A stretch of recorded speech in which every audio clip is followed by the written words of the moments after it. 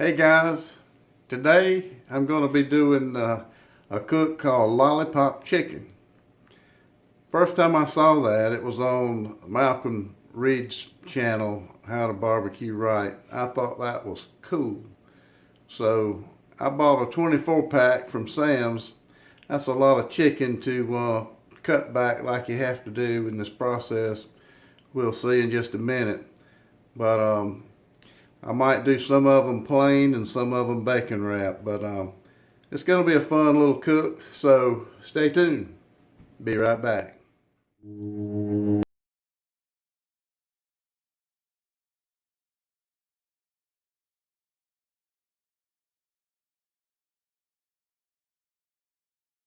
I've tried this before, but I've seen it done on other YouTube channels. So you have your chicken drumstick here, and you want to trim the end of it so it'll stand up. So do it something like that. Once you get it pulled down, it's supposed to stand up. May have to trim it a little bit more in just a minute. First thing you do is you work your knife around and you cut all those tendons, skin and all, right where the meat starts tapering down, and you get all that work down to the bone and pull back without cutting yourself. First time I've tried this, so we'll see in just a minute. Alright, I can see bone. Alright, then take your paper towel and grab the end of it and just pull it off the end of that knuckle, like so. Just grab it. If you were in competition, you know there are ways that you want to trim it up real neat, but I'm not in any competition. It's just me and you. So I'm not gonna fool with trimming that knuckle and covering this bone with aluminum foil. We're not that crazy about how it looks. Alright, this is kind of like cleaning fish. The more you do, the better you get at it. I found out if you just take that thing, hold it, get a good sharp knife, and just work it around. Just grab a hold of it and just work around. It don't take but one or two little spins. Then you just push down, grab this cleaver. That old cleaver don't have any problem with it at all. Then just pull down, and when you find that bone on the side, you know, that little sharp bone, pop it out, go under it and pry up. And then take your old cleaver again. Try not to cut much of the meat off. And just square up the end. And then pull her down. Like that. There you go. You get used to it. Like I said, it's like cleaning fish. The more you do, the faster you get at it. Okay, my friends. Wow, it took a little bit, but I got them. 24 Lollipop drumsticks. You know, this is not a practical cook. This is a novelty cook. So I liked what I saw when I saw it done the first time. It looks like a lot of fun. It is a lot of fun. It'll be fun to do. But I'm getting ready to saw them down. And the way they're shaped, I believe all the salt I need will go right down into the needed place. The way they're laying up there. So I'm gonna try it that way instead of holding each one separately again for that. Then a little pepper eye. Okay, I'm gonna wrap some of these in bacon. Put a little bit of this rub, just sprinkle a little bit, ever so slightly. And after this, I will meet you out at the grill.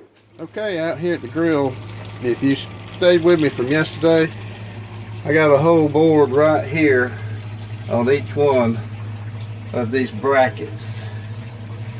I did that when I put the thing together in good faith that I was going to put some new clips. They would actually be clips like this, except they're about that long with a whole board in them, a flathead bolt coming from behind, holding that clip on with a lock nut and a nut, and it'll be another, it'll look just like this, except it'll be right here about midway. As you can see, it put that charcoal up underneath. But this right here is actually, if you have a hot enough fire, that'll be close enough really. But anyway, just wanted to show you that. Same setup as yesterday. Just dump out the old lash. Put my, this is going to be my charcoal basket. And I got plenty of room over here. I know Meathead said he bored holes in the bottom of his pan for ventilation. And I know what you're talking about. But I felt like with a 2-inch gap all the way around and the vents at the bottom open, it should be enough air or oxygen to keep this thing alive. But we'll see today, because I'm gonna build a good fire in it today and do some offset cooking. I'll be back. All right, here we go.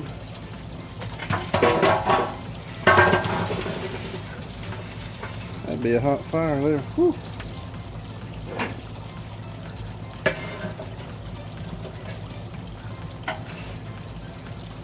Okay, I got my hot side and I got a cold side, I think.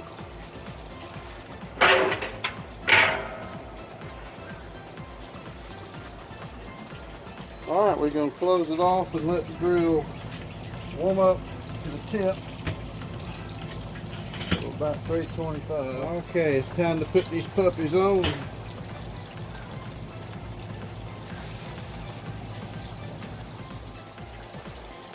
Alright, let's close her up, see what it'll do.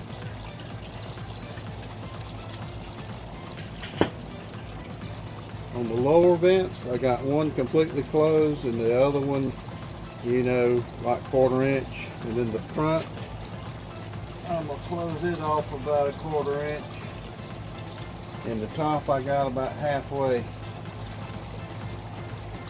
And we'll see what the temps are going to do.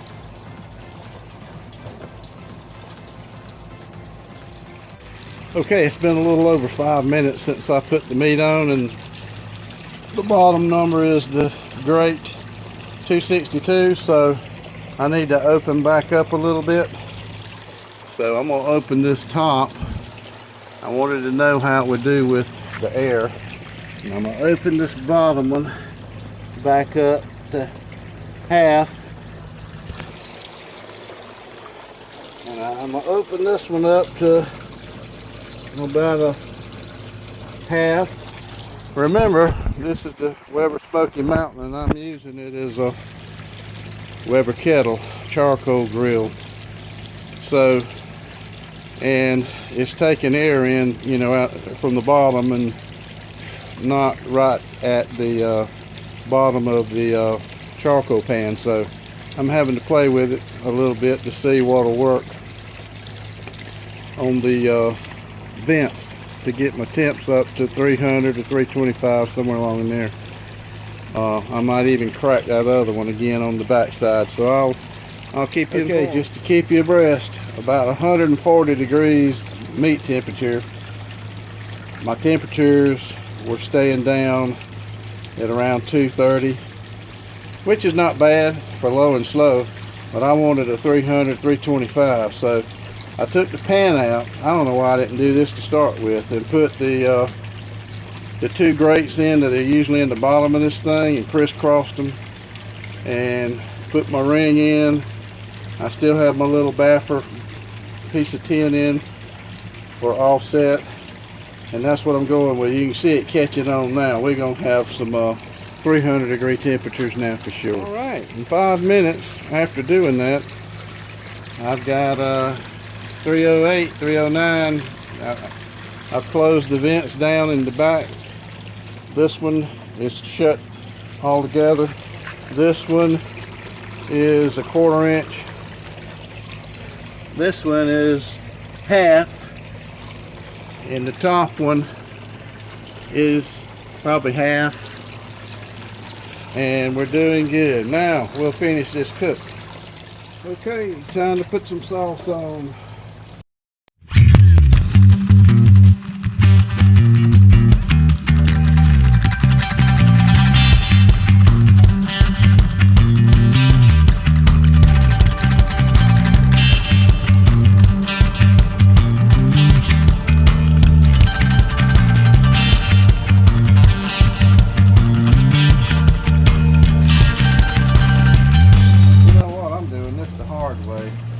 I'm supposed to dip them in this bowl. Just dawned on me.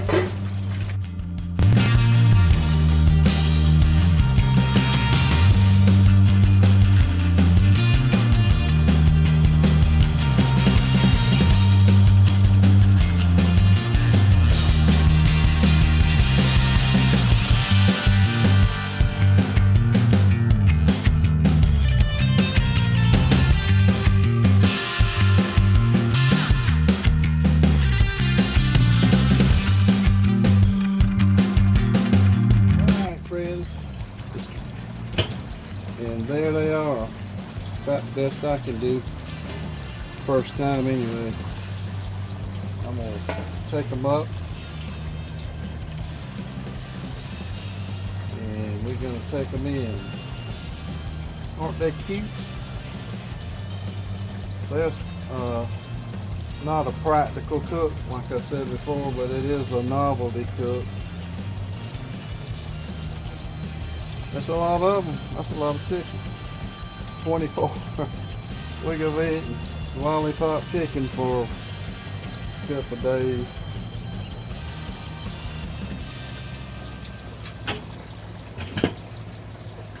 Okay, I'll meet you inside. Alright, proof's in the pudding. It's time to try one. How you like my Lollipop chicken? This is my first time at it. Here's one with the bacon. That's pretty. I just left the toothpicks in it. I guess that was alright. How about that? Instead of trying to bite it, it just came off the grill. I'm going to do it the smart way. It's real juicy.